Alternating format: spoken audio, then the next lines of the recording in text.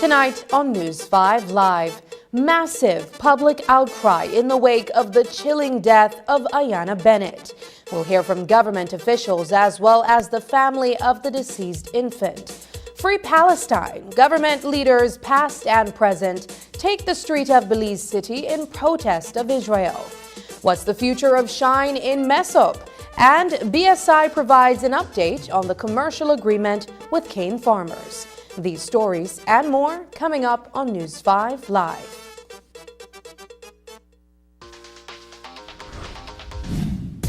I'm connected. Yo. I'm connected. We're connected. Create the perfect broadband bundle that fits your style with Smart Connect.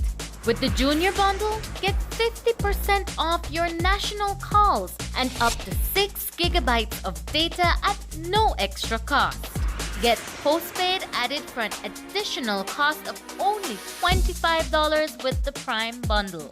Stay connected with unlimited smart-to-smart calls plus 6,300 megabytes of data and free international minutes.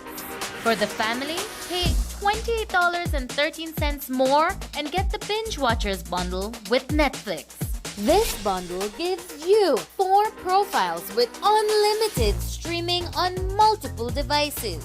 Visit a showroom near you to sign up and personalize your own bundle combination with Smart Connect. Smart, bringing people together. My Social Security self-service portal. Employer transactions unpacked. Employers and self-employed persons. An enhanced contribution payment system that manages all your employer information is here. Employers and self-employed persons will have access to view all transactions and statements, and the option to always know your owing balance using your employer number. Payments will be automated and applied to your account balance in a new way. Here are 2 scenarios to highlight how payments will be distributed. Employers with outstanding funds owed to SSB, payments will be applied to the outstanding arrears, fees, and interest, and the balance, if any, will be applied to the statements submitted. Employers without any outstanding funds owed to SSB, payments will be applied to the statements submitted. The technological enhancements you are waiting for are here. My Social Security self-service portal. Social Security at your fingertips. Design Depot, your all-in-one destination for transforming your living spaces.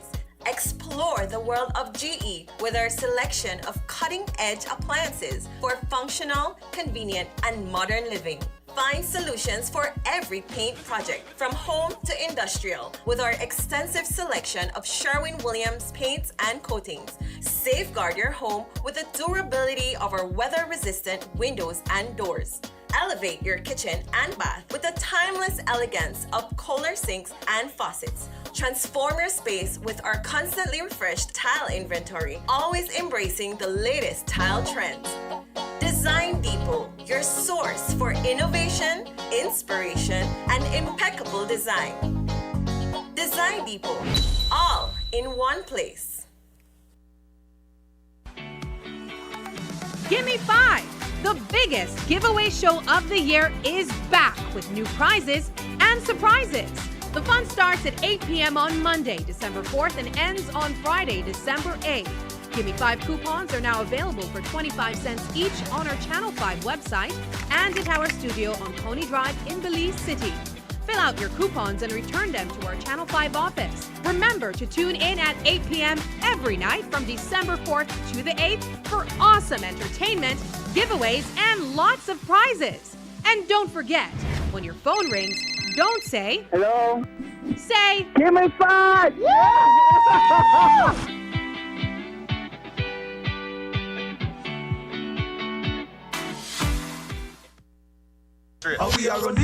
If you think the last comedy show was a blast, this one will have you laughing out of your seats.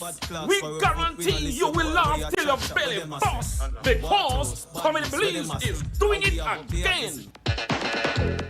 Comedy Belize, in collaboration with Benny's, keep on moving, and the next stop will be Old Belize Jungle Pavilion, Saturday, December 2 at 7 p.m. for another international show dubbed You Better Belize It, featuring 4 talented comedians from the USA. Introducing to you our host, Hot Topic, all the way from Dallas, Texas. Hey, what's up? It's your boy, comedian Hot Topic. I'm coming back, and I'm bringing a crew with me. Kicking off the laughter all the way from Omaha, Nebraska, by way of Houston, Texas, is the illest female comedian, Lotto Marie. You better Belize it. That's right, your girl Lotto Marie will be in Belize at the Belize Pavilion. He's considered arguably one of the sexiest male comedians and will have you dropping off your seats. Making his way to Belize from generic Louisiana, none other than Shabba's Playtime Ward. Hold on, let me find that light. What up, Belize? It's your boy Shabazz Playtime, the sexiest dude in comedy. December 2nd, I will be in the building at the Old Belize Pavilion. And our headliner, straight out of Inglewood, California, one of the hottest female comedians, going by the name Gina G. Too Funny. Wagwan Belize, it's your girl comedian Gina G, and I'm coming to Belize, baby! And coming to Belize is the best thing I got smoking, okay? December the 2nd is going down. Doors open at 5. Show starts at 7. Make sure you get your tickets. You don't want to miss the show. My boy Hot Topic is hosting. You got Shabazz performing, Lotto Marie, and your girl Gina G. Come on, Belize. You better believe it.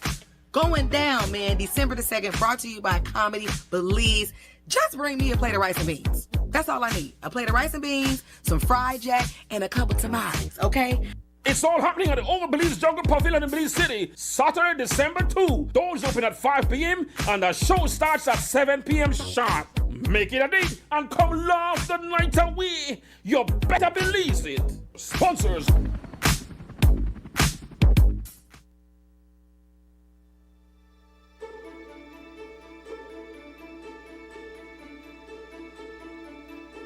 Hi, my name is Deja Janessa Scholl. I am in Standard 4 at Maimopan Primary School in the Stan Creek District.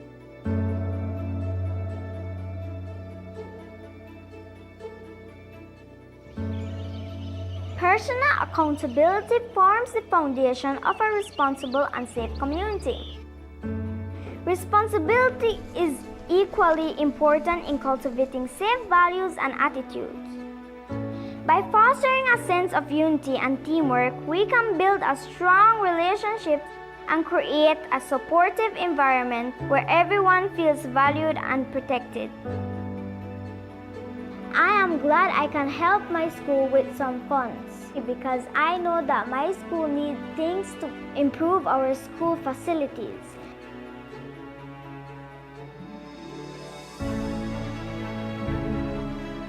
This cash prize will be used for the proper electrification of 2 buildings. Thank you to VAL from the staff, the students, the parents of Maimapan Government School. We are grateful for this assistance. Thank you, BEL, for hosting this competition and giving us the students the opportunity to improve our writing skills.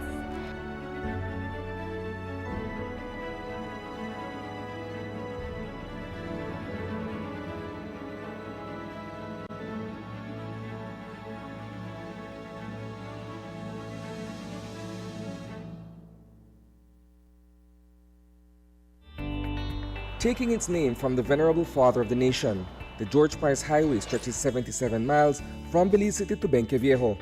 Originally built in the 1930s, this cross-country highway system is the artery that links Belize to Central America at the western border with Guatemala. That connection facilitates overland trade, supporting Belize's economic development. Winding its way across the scenic countryside, the George Price Highway from Roaring Creek to Esperanza has been fully reconstructed to meet international standards, with particular emphasis on road safety. A shorter and hassle-free commute is best enjoyed when everyone obeys the traffic laws. To reduce the number and frequency of road traffic accidents, it means that a seatbelt must be worn at all times and the speed limit observed when traveling along the highway. It also means that pedestrians must use sidewalks and crosswalks where available. Buses should only board and discharge passengers at a designated bus stop. Road safety is everyone's responsibility. It begins with you.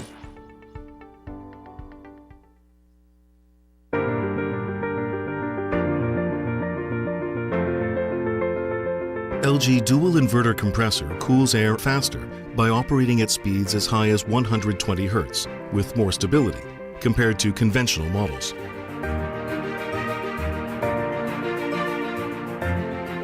It also saves up to 70% more energy by operating at speeds as low as 10 Hz with more stability.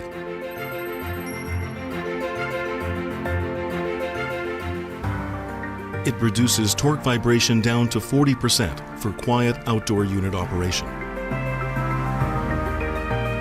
Stable operation with low vibrations also results in increased durability.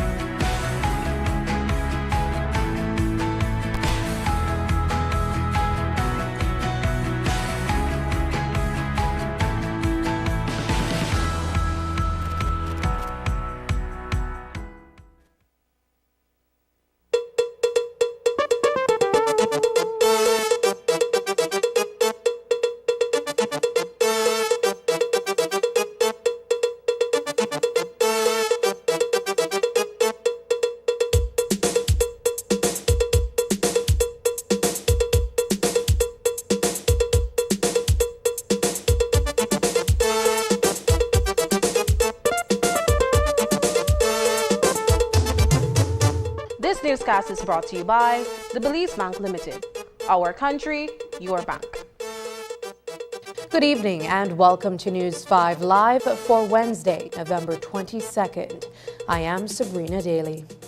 The shocking death of 4-year-old Ayana Bennett, who was placed by the state in the foster care of Mennonite couple Marvin and Lena Plett in Spanish Lookout, has moved many to lash out against the Pletts. But many have also questioned the soundness of the system that put her there. The little girl was taken away from her mother, Alva Moody, and placed in foster care in September, unbeknownst to her. A post-mortem examination following her death revealed that she died of multiple blunt force trauma. And today, police announced that they have formally arrested and jointly charged Lena and Marvin Plett for manslaughter. The Pletts have been remanded to the Belize Central Prison until February 15th. That, however, is little comfort to her mother, Alva Moody, who told News 5 this evening that she is so livid over what has happened and that the charge against the Pletts is manslaughter and not murder. Moody said she is also very upset with the Ministry of Human Development and she is contemplating filing a lawsuit. Minister Dolores Balderramos Garcia, meanwhile, and Director of Human Services, Sean Vargas, told the media today that there was no indication that 4-year-old Ayana Bennett was in any kind of danger at the Pletts residence. Vargas told News 5 this evening that the social worker's last visit to the Pletts was around mid-October and that nothing seemed unusual. Meanwhile, the minister indicated that the department and staff view the child's death with the greatest of regret, bereavement, and shock, and that there is now consideration being given to review the policy regarding foster care.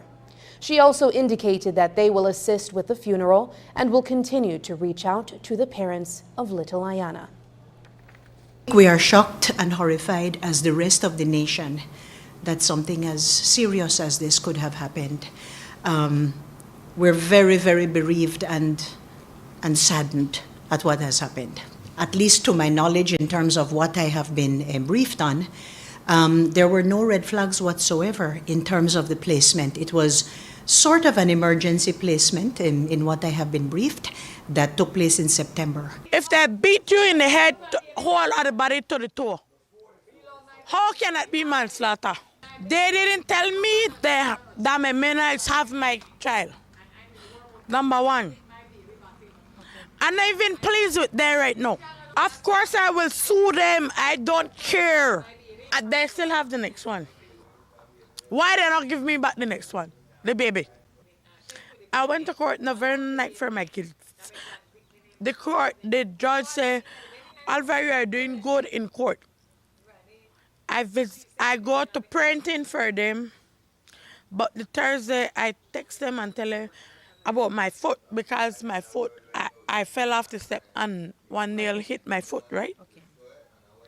I text them and I tell them my foot, I can't attend the parenting today because of the condition of my foot, right? So when I think the Friday morning, I think they come to check for my foot because I text them, right? That was my belief, right? To see if I'm telling lie or not, right? Not knowing the Friday morning after 7, Mr. Varga came. The screening process that the department employs looks at several factors. A police record. We run, with foreigners, we run an Interpol check. We do a local child abuse and DV or neglect check within the department. We conduct a comprehensive home visit to look at all the details, the home environment, interview the individuals living in the home, looking for the motivation to foster. The Pletts were approved as short-term foster parents, meaning nothing more than 3 months at a time. And I think to a certain extent they were approved as overnight placement for emergency purposes only. Their referral came from other foster families right there within Spanish Lookout, and so we made effort to utilize them because everything that we have done and we've carried out a red flag was not shown or anything to that effect. The child was placed in mid-September. Okay, so that would be maybe 2 months ago, thereabouts. Okay, since then, so she's been there for 2 months. What kind of follow-up was done within that 2-month period? This was an active process, and because the case was in front of the court, the placement required monthly visits by the social worker, which also looks at monthly visits with the mom. So you'd say that the last time the office checked with the Plets was around the middle of October? Yeah, I think the week of the 20th of October, and everything was fine. It may be good for the ministry to consider placing children in what you might call culturally similar environments, you know. But please, this is not a criticism whatsoever from me of the members of the Mennonite community who have successfully fostered children.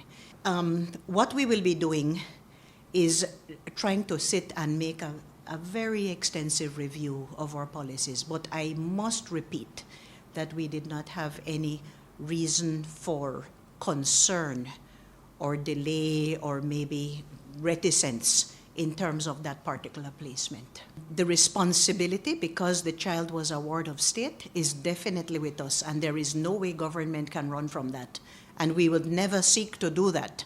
So it is a matter of discussion, it is a matter of good faith talks back and forth, and we will make sure that we will make sure that we do what we need to do as a Ministry of Government. Reacting to the killing of 4-year-old Ayana Bennett was Prime Minister John Briceño. He says he is urging investigators, including the Director of Public Prosecutions, to exercise the full extent of the law. As we reported, Ayana's foster parents, Marvin and Lena Plett, have been charged with manslaughter. Investigators believe that they unintentionally killed Ayana. Today, PM Briceño said he believed they should have been charged with murder. Minister Balderramos and Garcia told us, informed us in cabinet, and my heart broke. How can a human being do something like this to a child? And I urge the DPP and the police to go to the full extent of the law to this couple. There is no reason on God's earth for you to be able to abuse a child to the point that that child dies. If it was left up to me, I believe they should be charged for murder. Sir, have you spoken with the Department of Human Services? Have you spoken with the Department of Human Services to ensure that the vetting process did not show any negative aspects of this foster family? Well, that is what Minister Dolores told us in cabinet, that they are looking through the whole process to ensure something like this should never happen again. So they are looking at that as it is immediately. The tragic passing of 4-year-old Ayana Bennett has sent shockwaves across the country, evoking collective mourning and outrage. As citizens grapple with grief surrounding the loss of such a young and innocent life, Minister of Home Affairs Karim Musa addressed the concerning circumstances surrounding Ayana's death. Minister Musa also underlined the need for a thorough investigation.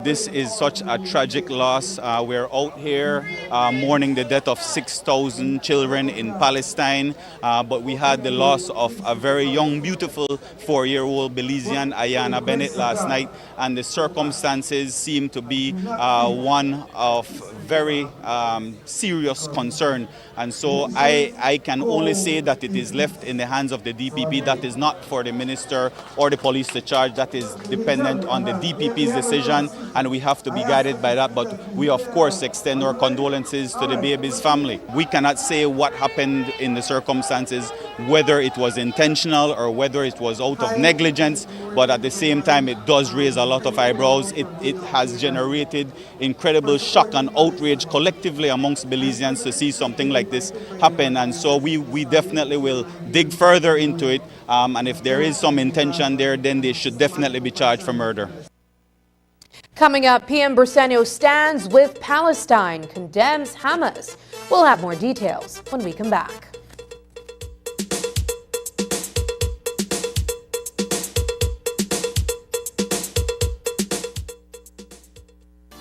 This Black Friday, Digi will be having deals and offers that will blow your mind. The savings will be through the roof on LTE devices starting as low as $159 that all come loaded with a free unlimited social media data plan. For one day only, when you sign up or upgrade to a DigiOne bundle, you get to choose a special super enhanced bundle package and also enjoy 50% off for 3 months. Make the switch to an unlimited postpaid plan and get 25% off for 6 months. As a special treat, get a smartwatch from Digi for only $99 cash. Don't miss these mind-blowing offers and triple up at all Digi stores countrywide on Friday, November 24th. Stay tuned for early bird specials and more. Digi, our national telecom. Belize Commercial Laundry and Linens recognizes that as a restaurant, hotel, resort, condo manager or owner, your priority is making guests feel valued and safe. Give them that assurance with a gold standard in commercial laundry and linens. At BCLL's new 12,000 square feet facility, commercial linens are processed in separate batches, sorted by classification, washed in commercial washers with programmed chemical dispensers, ironed and sanitized at 350 degrees. We are able to process 25,000 pounds of linen daily, 6 days a week. Simplify life with Belize Commercial Laundry and Linens. Contact us for more information or to schedule a tour. Daddy, buy me one Carol Consomme. Carol Consomme. Carol, Mr. Sam, give me a... You want egg? Oh, you want consomme? Carol Consomme. Carol Consomme. The best taste and the best price. Less fat, more flavor. Carol Consomme. Available in packets for only 20 cents and a half-pound jar for only $2.75. Less fat, more flavor, more savings. Give me a... Carol Consomme. Taste the savings. Love the flavor. Available at 88 Shopping Center, Public Supermarket, TJ Supermarket, Ming Superstore, Sugar City Supermarket, and you can also find it at your favorite supermarkets near. We continue to celebrate diversity and embrace our vibrant cultural heritage.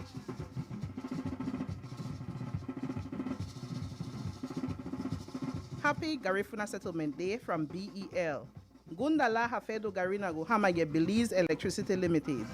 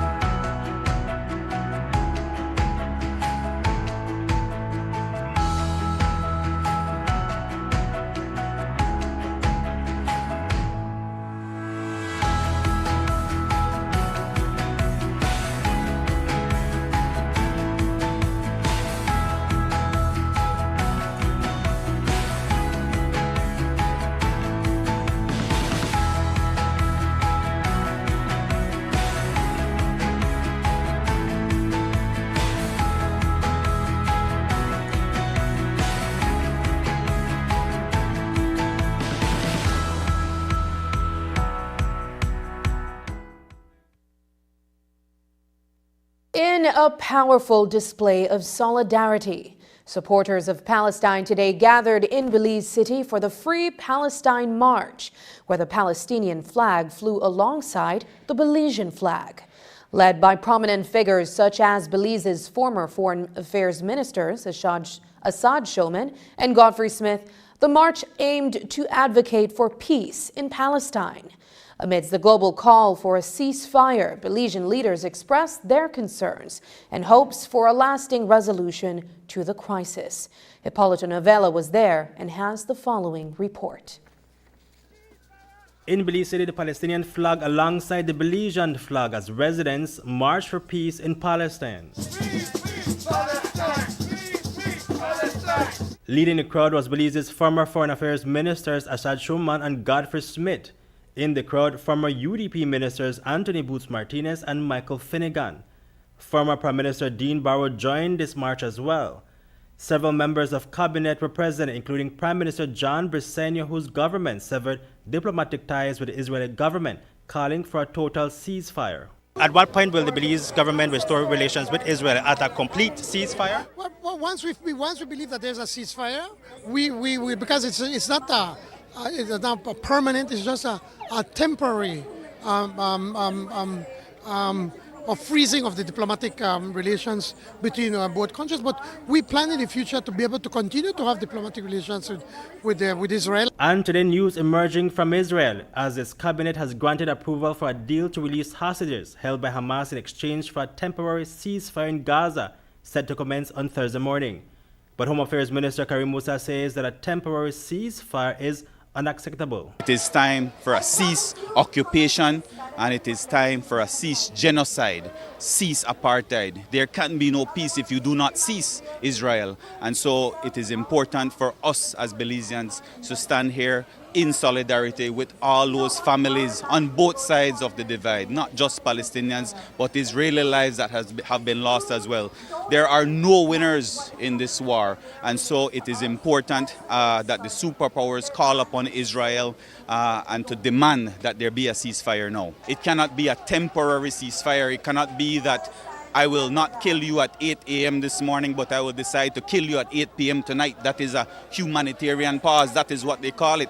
And so it cannot be a temporary ceasefire. It must be a permanent ceasefire if we are to find this two-state solution. At least 100 more Palestinians were killed in attacks overnight and this morning around hospitals and refugee camps in Gaza. The death toll in Gaza has grown to be more than 14,000. Ambassador Schuman says that the Israeli government, backed by the USA, is committing genocide. Israel is not a Jew. Remember that. Israel is not a Jew. Jewish people all over the world are up and saying that what the Israeli state is doing is not in their name, not in our name, they say. Why? Because they know, and we know, that it's not Jews that is doing this. It's not Jews. We can't blame Jews for what is going on. If that were so, it would be terrible. You'd say, what? The Jews are killing so many children. No, it's not. It's a state. A Zionist state, an outlaw state, and now the Pope says a terrorist state. Meanwhile, the head of UNICEF has characterized the Gaza Strip as the most dangerous place for children presently, highlighting the distressing statistic of over 100 children deaths daily for weeks. And for weeks, gruesome images coming out of Gaza. It breaks my heart. I stopped watching it. I literally feel like the tears want to come out. So I don't watch the images anymore. I listen to the story. I read about it. But when you see a man just screaming out in pain because he have his baby in his hand, I mean, how could that not touch you? I mean, I can't see it, and I just can't imagine the horror that the Palestinian people are going through. The 47-day war has displaced roughly 1.5 million Palestinians, destroyed much of the territory's infrastructure, and sparked a desperate humanitarian crisis.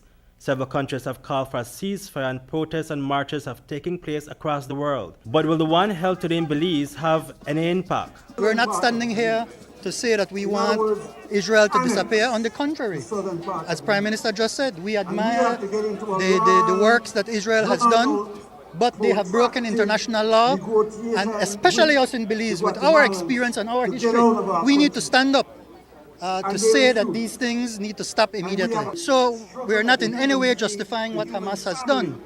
We're saying that if we want to have lasting solution, it has to be surrounded around peace, not about creating more hatred. And that's the message that I believe we're sending from Belize.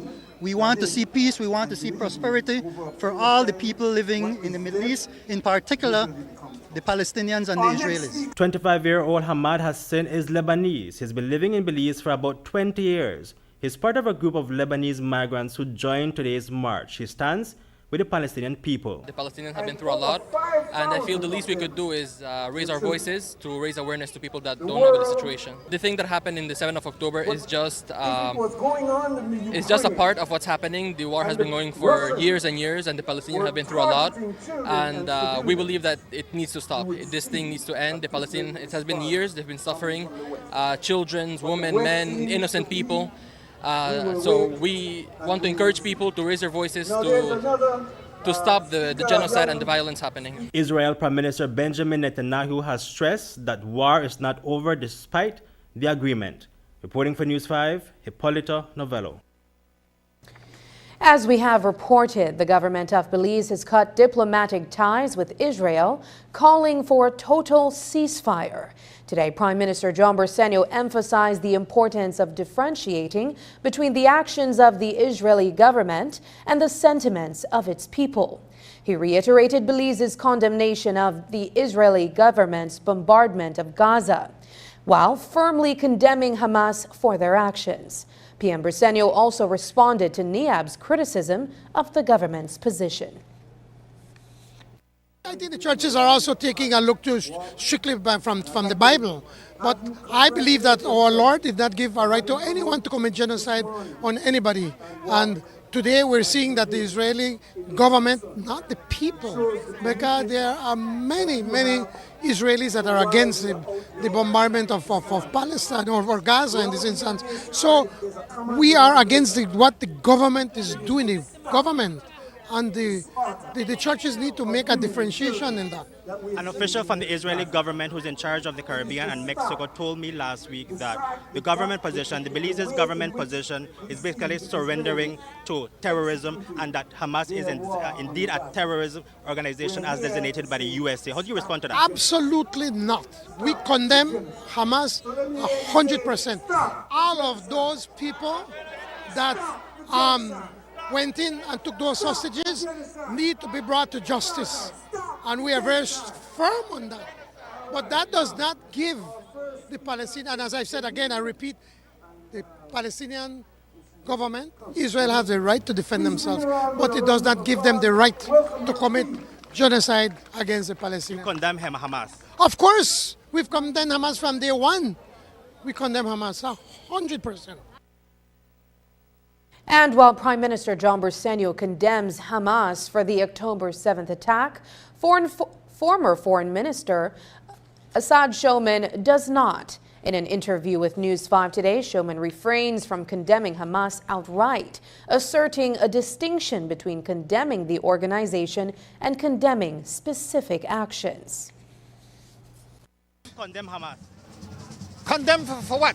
The October 7th. Let me tell you what is Hamas. And the taking of over 200 hostages. Do you condemn, some of them have been killed. Do you condemn the Israeli Defense Force? Do you condemn them? Yes. We condemn them. I believe we condemn what's happening there. We want. You condemn them.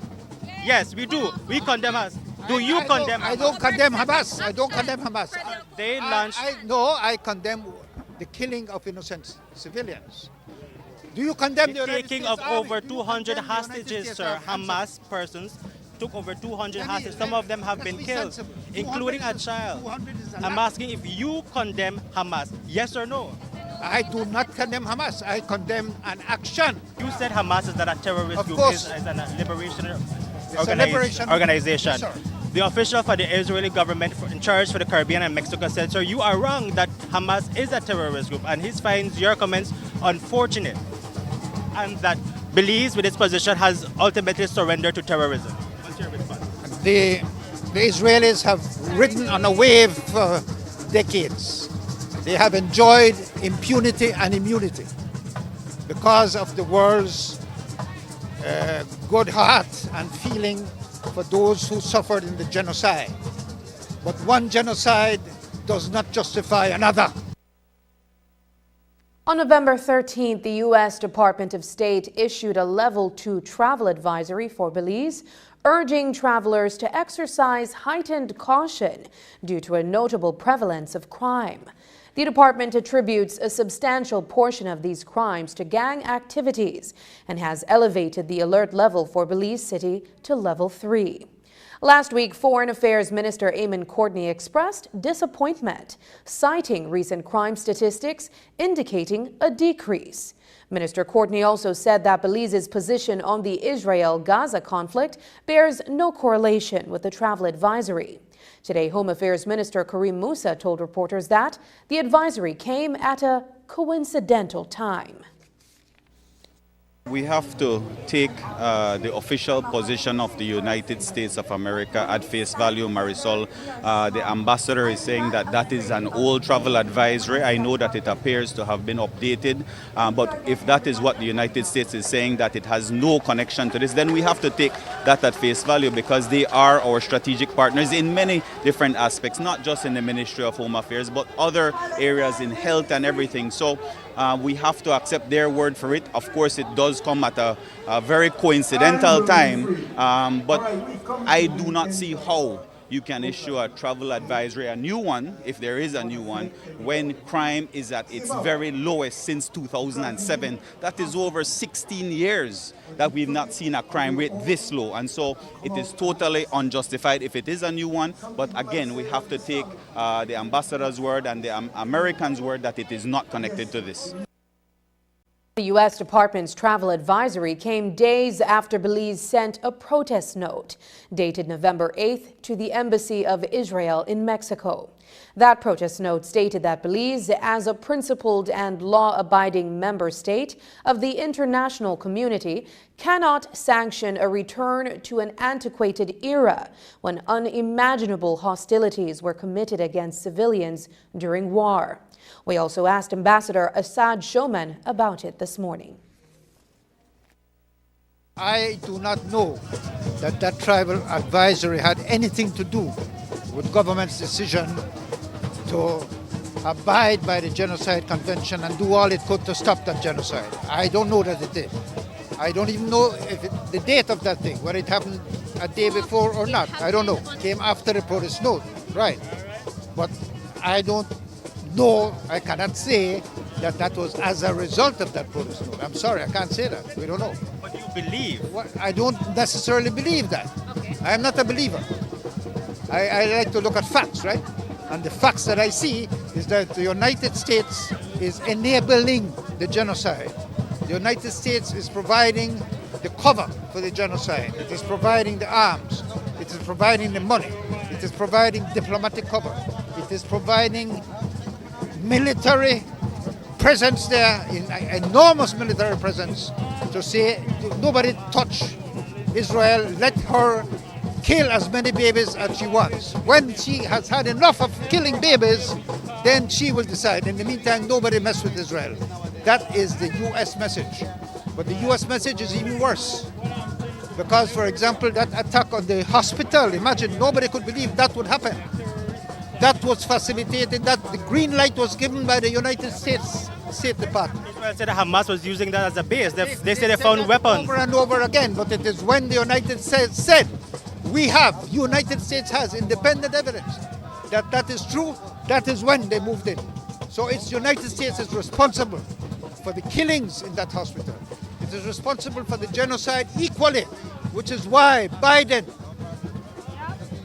Blinken, Lloyd, they have been sued in the United States of America for complicity in genocide against the laws of the United States of America. After the break, in this week's episode of Bringing Energy to Life series, Understanding Energy Transmission. But first, here's a weather update with data from the Belize Met Service.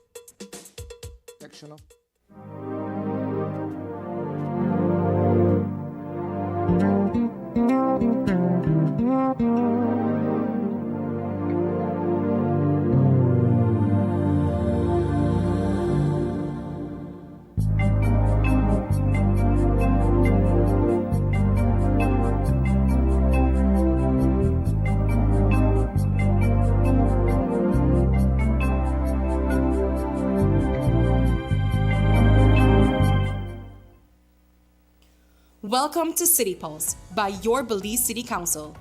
Join us on an exciting journey through the heart of Belize City, where we showcase the transformative initiatives shaping our resilient community. Our commitment to the people is unwavering, and our city's progress is built on solid foundations. At the beginning of this year, we pledged to rehabilitate 90 streets. Proudly, we've completed 71 streets, or 36,431 linear feet, which accounts for an impressive 78% of our commitment. The Council has made significant progress. Among these, 23 have been concreted, 26 have undergone rehabilitation using the chip and seal method, and an additional 22 streets have been further enhanced, being filled or topped up with materials such as hardcore or all-in, demonstrating our commitment to improving our city's infrastructure. But we're not stopping there. We've identified 41 more streets that need our attention. We are projected to meet 100% of our 90-street commitment 2 months ahead of schedule, accounting for an unprecedented 54,829 plus linear feet of road rehabilitation completed within the last 10 months. This transformation is fueled by a $6.9 million budget allocation, with 59% coming from municipal papers, 41% from the council's operations, and support from our valued partners. Stay connected with City Pulse and witness the journey of a brighter, more connected Belize City. We're committed to your future. This People's United Party City Council is always about the people.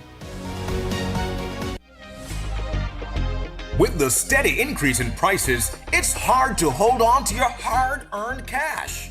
Well, here at Benny's, prices are steadily falling, making it easier to stretch your dollars. Prices are slashed on electrical products, LED lights, plywood, metal and fiberglass pressure tanks, flash bands, and wheelbarrows. Yes, we have the cheapest in town. And with X massive season going on right now, get store-wide discounts on select products from now through December 31st. Visit a Benny's store near you today, where the prices just keep on falling. Benny's, quality and savings.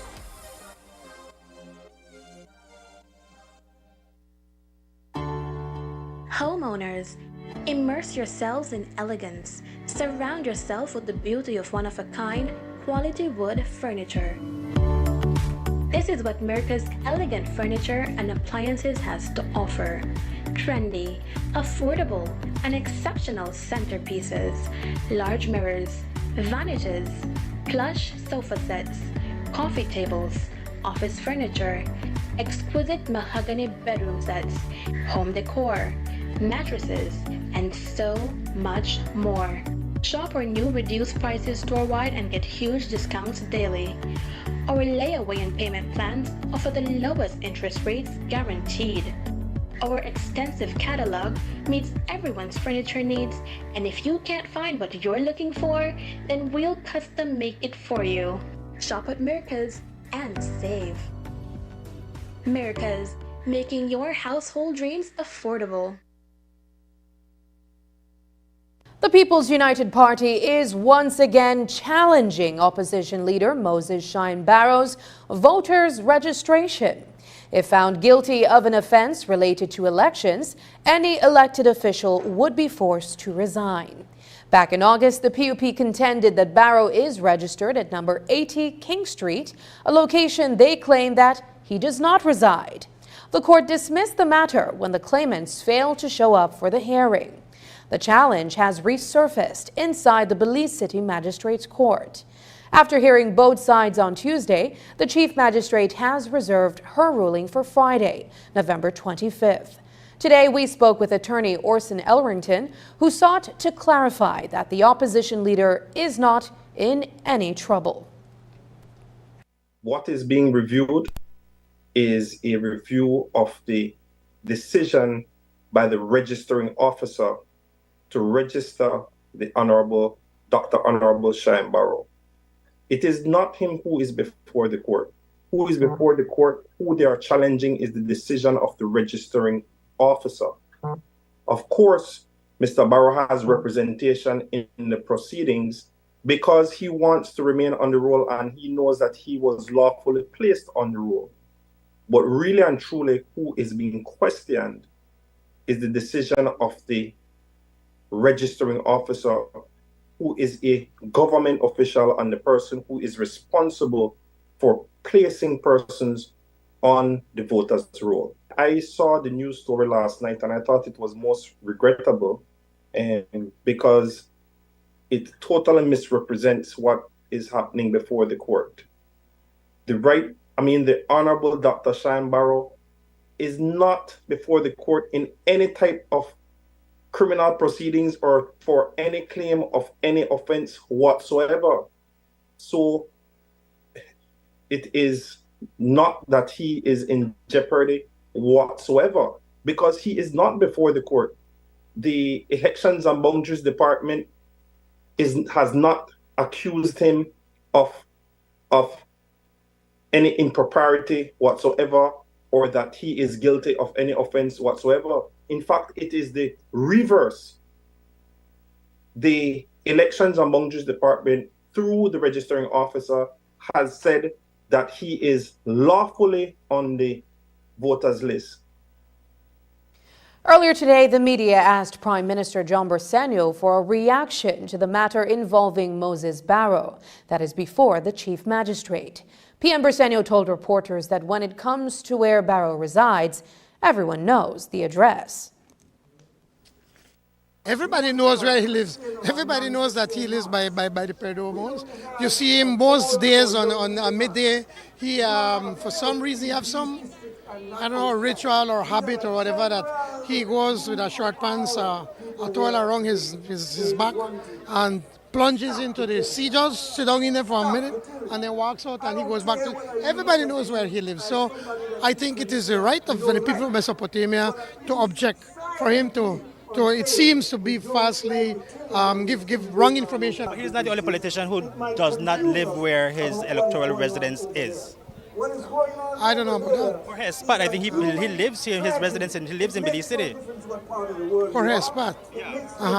No, but he lives also in Benque. He has a house. He lives in Benque, where he is when he's doing his constituency work, which is most of the time, most of the week. And his family may have a house here because, well, they have a business here too. Today, we also got the feedback on the PUP objectors' case against the opposition leader from Chairman Henry Charles Usher, who said that anyone who comes into question must face the legal system. In this case, Usher said that if Barrow has changed his address on paper only, then that will be determined by the court, and this is a question that Barrow will have to answer. First of all, it's the objectors of the constituency of Mesopotamia. Two objectors who said that Moses Barrow did not reside, has never resided at that particular address where he transferred. He was registered at another address in Caribbean Shores. This transfer period, all of a sudden, he transferred to a new address, number 80 King Street, which also happens to be his political office, from what I understand. But what I can say is that if the court does find that he violated election laws, then he could be in violation of the Constitution as well. I believe that the law should be respected no matter who you are. And if you're breaking the law and somebody takes a claim to court, then it's up to you to prove that you did not violate the law. And I think this is a clear case that the two objectors are saying that there was a law broken, and the Chief Magistrate, who is the adjudicator in this matter, has taken this matter very seriously. From what I understand, the case has gone on for about a week. The decision should be given sometime this week. They also went and did an inspection of the property to see if it's livable. But I think it's really something that the leader of the opposition needs to answer. Does he still live at the address in Kings Park, or has he moved to this address? In tonight's episode of Bringing Energy to Life, News 5 joins a team of technicians as they venture into a marshy area along the George Price Highway, where inspections are being done to determine the state of its power poles. We also learn more about energy transmission. Here's News 5's Isani Catano with that story. Bringing Energy to Life is brought to you by the Belize Electricity Limited.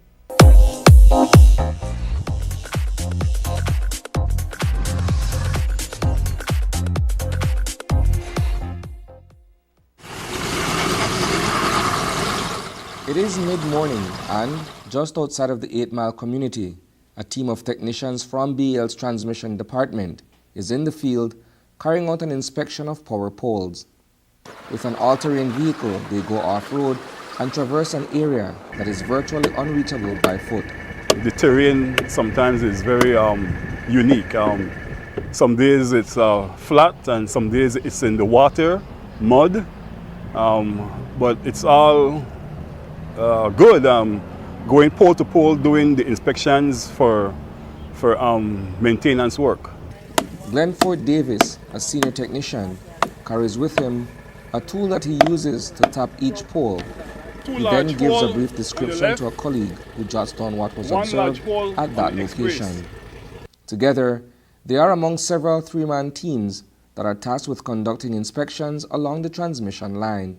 Electricity transmission is where we use high voltage transmission lines to move power from where it's generated over to where the load is, and that typically is the houses and businesses. The purpose of electricity transmission is to move electricity from where it's generated and move that power through transmission lines over to our substations, and then whereby we then distribute it to the different houses. Using a drone, another technician is able to do an aerial assessment of the power poles. This annual exercise determines how many will need to be repaired or replaced and where. Darrell Lynch has been with BEL for the past 6 years. It's his responsibility to pilot the drone and record his observations.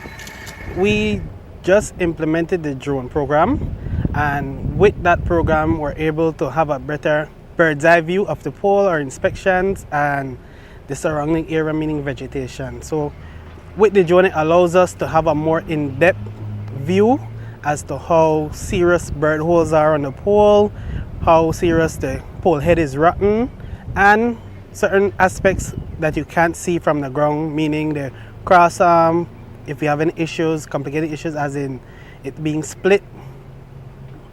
Many of those we use the drone for. It's a process that is repeated over the course of 6 months as the inspection crews go about their assignment.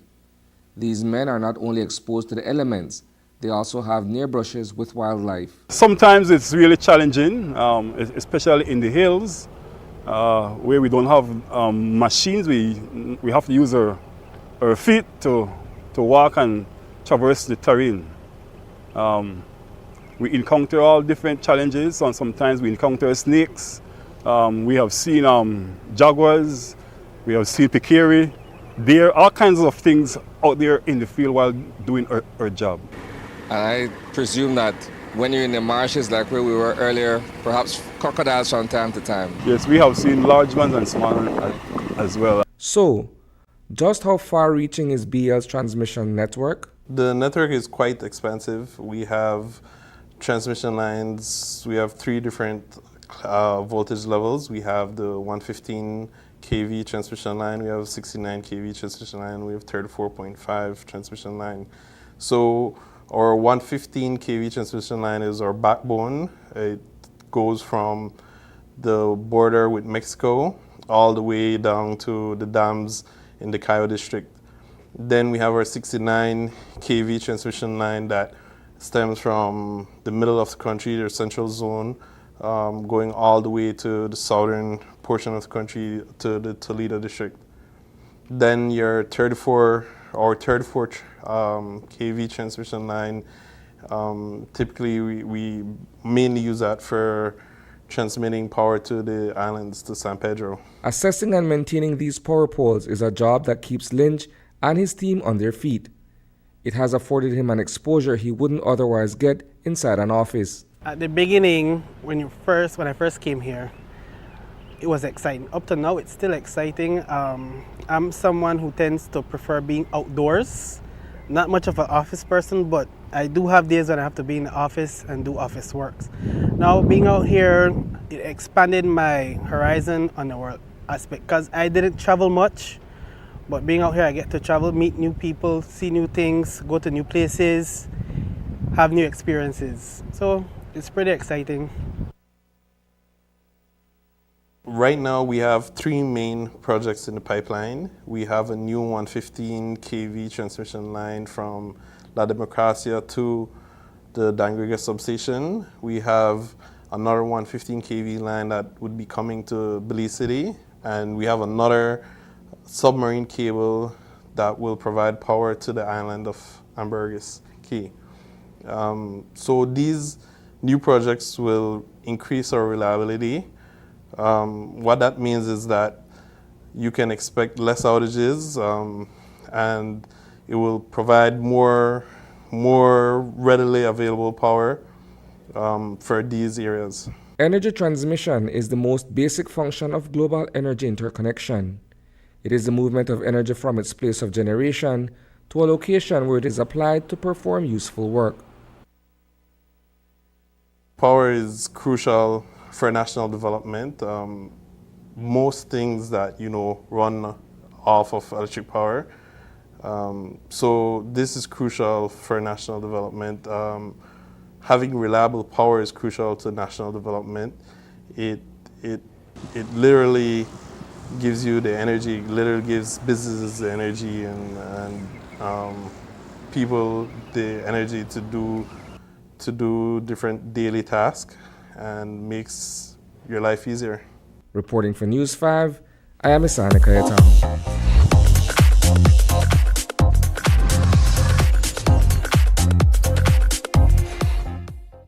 Everything is better electric. Be more efficient with electric vehicles and transforming your home with Energy Star electric appliances and power tools. This helps to create a greener and cleaner world for the next generation.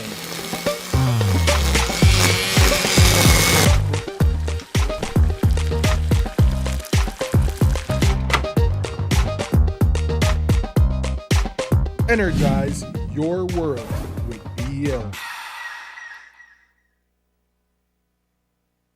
When we return, where is BSI on commercial agreement with BSCFA?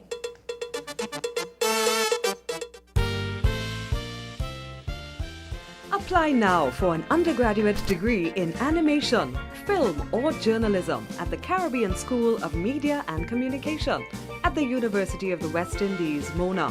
For more information, visit www.mona.uwi.edu/apply.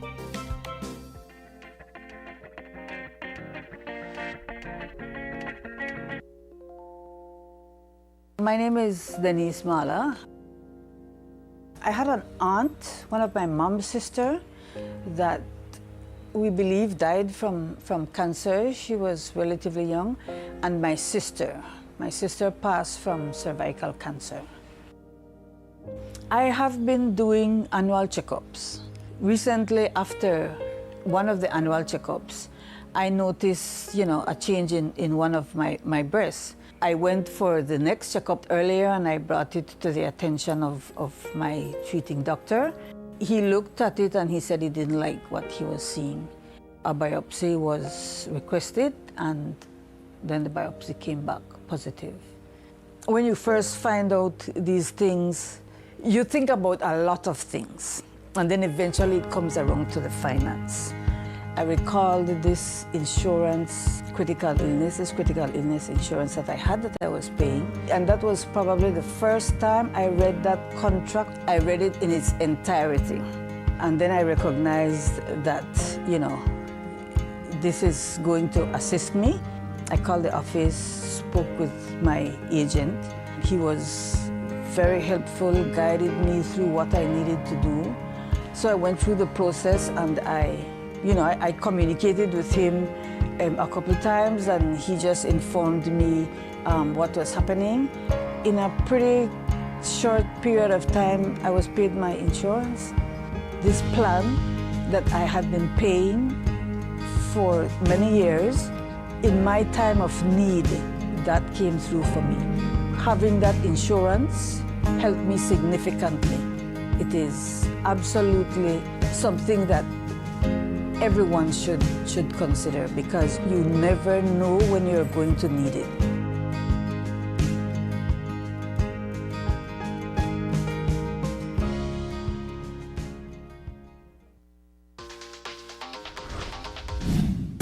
I'm connected.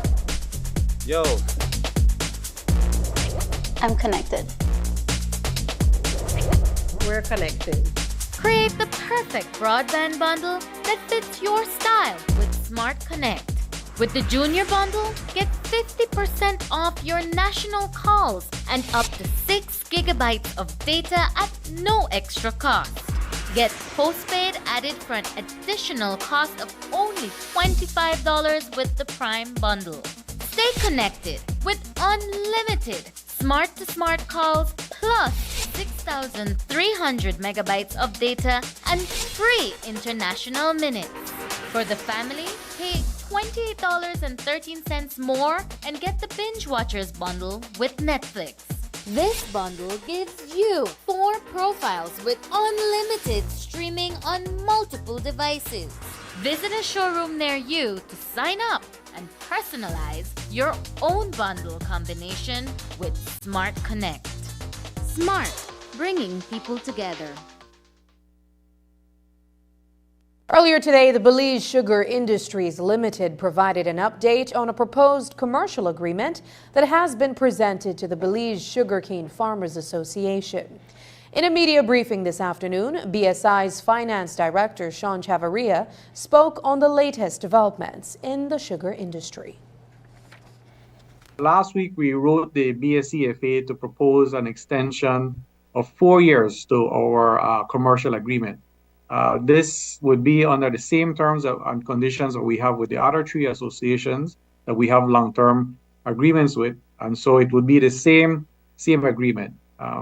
Following significant investment that we've made at the factory in terms of increasing value-added production, modernizing our logistics, improving our environmental compliance, we believe we have the foundations here to continue to grow and improve in this industry.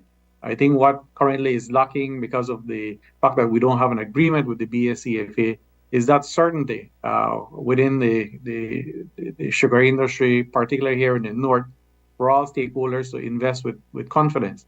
And so we believe that the time is right for us to lock in a long-term agreement so that all parties are able to invest and grow the business, to reduce costs, to become more efficient. As I highlighted earlier, the drop in cane supply is a concern of stakeholders. From our end, the mill is being underutilized, and from the farmer end, if their production and yields are coming down, it would mean that their cost of production is going up. And so to ensure that we can have the mill at full capacity and then farmers operating at a lower cost and higher efficiency, we do need to address the matter of cane supply. But the environment to do that can only be one where there is certainty, there is that encouragement to invest, and for that to happen, really you need long-term agreements with all stakeholders, with all associations. And so we feel that the time is right for us to do that. And we're coming off a year where we had a record cane price, and the indications are that sugar prices will remain positive in the upcoming year. And so it's really an opportunity for the industry to come together, collaborate more, help to drive and improve efficiency so that we can build a better future. Estimates are that corruption amounts for at least $1 million in loss of revenues each day to the government. And today, the Good Governance Unit of the Ministry of Public Service launched the agenda for Anti-Corruption Month and the list of activities leading up to December 7th, when there will be a national anti-corruption conference. As part of the agenda, the unit will coordinate with the CEOs and various government departments over the course of the next week to identify corruption and understand its impact. Today, the Minister of Public Service, Henry Charles Usher, and the Director of the Good Governance Unit, Cesar Ross, spoke with the media about the plans for the month, as well as what the government has done to minimize corruption in the public service. I think it's important to underscore Belize's commitment to all our treaty obligations. We've signed on to the UN Convention Against Corruption. We've signed on to the OAS Convention Against Corruption, which is more, it's easier known as MECISIC. But within all of those conventions, there are different compliance requirements to be able to comply with your obligations or the country's obligations under that treaty. It's not only implementing the treaty. It's not only signing the treaty, but there are a series of laws, there are a series of regulations that you have to implement as a country to be able to comply with the treaty. And I think that is the most important information, and I think the Belizean people should know that yes, the government of Belize is doing its part in complying with all of our obligations under these different treaties. When it comes to the UN Convention, there have been moves to improve the Public Accounts Committee, that's part of it. There have been moves to improve the standards of service in government, parliamentarian code of conduct. The Speaker of the House has been working on a code of conduct for parliamentarians, both in the House and in the Senate. There has been the implementation or the introduction of the disclosures, the Protected Disclosures Bill. There has been the implementation, the introduction of the civil assets recovery legislation having to do with unexplained wealth orders as well. There have been improvements to the Integrity Commission, improvements to the Ombudsman's Office. These all come under the facet of the UN Convention. Where are we falling behind if we are? In what areas? Well, I think that's an important question, and we had our second peer review was done by other signatories to the convention, other countries. They came to Belize in August. They had meetings with 22 of government and non-government organizations to see where we were and where, as you say, some work still had to be done. We're still awaiting that report to see what exactly the UN ODC is recommending that we use as a priority to become more compliant with the convention. So as soon as that report is shared with us, I'll be definitely circulating it. What we want is a 5-year and even a 10-year plan as to what needs to be done and what are the milestones at these, so that we know we are moving the anti-corruption agenda forward and actually doing changes, not just talking the talk. So how soon can we expect to see these changes? Well, at the end of the conference, we are going to put together a declaration. We are going to put out that declaration in the media. We are going to ask for support and ask for different entities, both in the public and in the private sector, to endorse that declaration. And then in the early part of next year. But while the month-long activities are important to help people detect corruption, it is also important to detect if within the public service, which is where a lot of the criticism has come. The minister said that public officers have also begun to receive training in good governance. I think you have to look at what has already been done. The establishment of the Good Governance Unit was a very important step. Why? Because in the past, different agencies, different departments were dealing with different aspects of these conventions or in looking at anti-corruption measures. Having it all centralized in one unit now, that central unit to be able to not only root out corruption measures, but also to look at ways of improving governance, of ways of educating public officers, educating the citizenry. This exercise that we're going through, this campaign for the next 3 weeks, is a way of educating the citizenry to identify corruption, be willing and empowered to call out corruption. Also, it's a way for the media to understand that they play a role in exposing, calling out, making sure that corrupt practices are rooted out. Up next, Bolito contract signed at closed event in Belmopan. We continue to celebrate diversity and embrace our vibrant cultural heritage.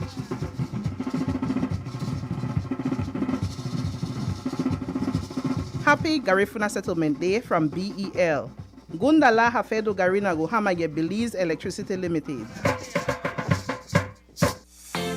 With NextGen, every day is a chance to explore the wonders of the digital world, providing a reliable connection to make learning fun, to turn ordinary moments into extraordinary adventures, to discover new passions and exciting new worlds together. Unlock a world of possibilities at home with the fastest, most affordable high-speed internet and entertainment plans. NextGen, the ultimate digital experience.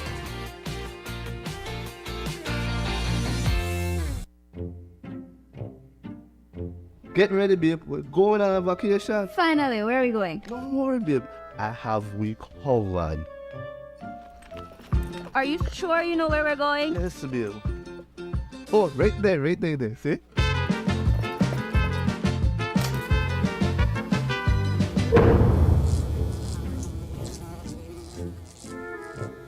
Babe, the price me too good to be true. Me look much more better in that picture. When life throws you a curveball, Belize Bank has your back. With our online financing, you can turn any vacation mishap into a dream getaway.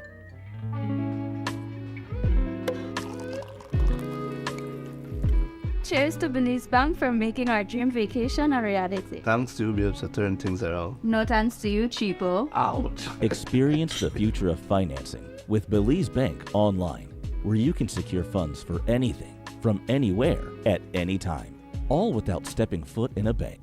Apply for a loan today and unlock a world of possibilities. I'm connected. Yo. I'm connected. We're connected. Create the perfect broadband bundle that fits your style with Smart Connect. With the Junior Bundle, get 50% off your national calls and up to 6 gigabytes of data at no extra cost. Get postpaid added for an additional cost of only $25 with the Prime Bundle. Stay connected with unlimited smart-to-smart calls plus 6,300 megabytes of data and free international minutes. For the family, pay $28.13 more and get the Binge Watchers bundle with Netflix. This bundle gives you 4 profiles with unlimited streaming on multiple devices. Visit a showroom near you to sign up and personalize your own bundle combination with Smart Connect. Smart, bringing people together. The Belize Government Lotteries Limited, BGLL, signed contracts with the newly selected sales distributors of Bolito on Tuesday. The signing took place during a closed event at the George Price Center for Peace and Development in Belmopan, where agreements were formalized with Nando's Wholesale Limited and MGM Entertainment Limited. According to a statement, the new arrangement grants sales distributors the right to purchase government lottery credit from BGLL, which they will then distribute to sub-agents within specified zones.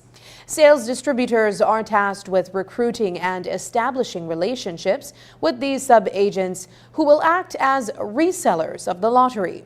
It says that under this revised system, BGLL will compensate sales distributors with a commission based on the total wager. And in turn, distributors will be responsible for disbursing commissions to sub-agents. Today, Prime Minister John Bersenio shared more details of the agreement. I think the release has been made. Today I spoke today the actual names of the people behind the company is going to be released. There's nothing to hide. There was next to no information when it comes to the Bolito because earlier the company was reporting high payouts, so they have low profits. When they've realized that the government could probably take over, then all of a sudden the payout got small and the profits got large. And so there's nothing on where we could really make a basis as to what the percentage is supposed to be between us and the sellers. Again, I repeat, we're following the same system that the telecoms have used successfully, as opposed to the government hiring 1,000 sellers. What we do, we work with master agents. And now these master agents, initially we wanted to get 25%, but the numbers did not work. And finally, back and forth, everything has been vetted by the contractor general. I think they ended up with a 5% margins for themselves, and then the government then will be paying out the payments and everything. And if I remember right, they are also required, just like with the telecoms, that they have to pay for the tickets, or they have to pay in advance to be able to sell the numbers, which is now being done electronically. So we're trying to get the best deal possible for the Belizean people. Going back to the issue of anti-corruption, Minister Usher said that in order for Belize to adapt the conventions to which we have signed on to, including the UN Convention Against Corruption, UNCAC, legislation has to be enacted. But he said that we are on schedule with introducing those laws. In terms of the laws, we are on schedule with the laws being introduced. Sometimes they go, they're debated, they go to the Senate, they come back. But these laws are important for us to put, and not only to have it on the books, but also to, as you say, implement it and to utilize it for better government practices. And that's the news. Tonight's broadcast is available at channel5belize.com, on our Facebook and on YouTube. I'm Sabrina Daly. Thanks for joining us. And from all of us here at News 5, good night.